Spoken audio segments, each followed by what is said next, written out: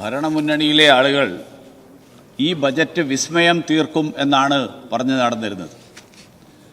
Budget വന്നപ്പോൾ വിസ്മയമല്ല, വലിയ വൻ വിസ്മയമാണ് നമ്മളെല്ലാവരും കണ്ടത്. കാരണം മന്ത്രിസഭയുടെ കൂട്ടുത്തരവാദിത്തം എന്നുള്ളത് കാറ്റിൽ പറത്തുന്ന ഒരു സാഹചര്യം, ആ സാഹചര്യമാണ് ബജറ്റിലൂടെ പുറത്തു വന്നത്.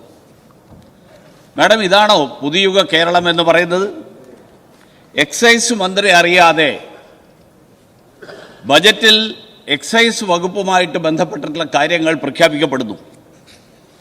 വീര്യം കുറഞ്ഞ മദ്യം എന്നുള്ള പുതിയ കാറ്റഗറി ഇപ്പുറത്തിപ്പോൾ ഇരിക്കുന്ന ആളുകൾ കഴിഞ്ഞ സർക്കാരിൻ്റെ കാലത്ത് അവർ എടുത്ത തീരുമാനമാണ്. ആ നയം തിരുത്താനല്ലേ നേരത്തെ ഇപ്പുറത്തിരുന്ന ആൾക്കാരെ ഇപ്പുറത്തേക്ക് കൊണ്ടുവന്നത്.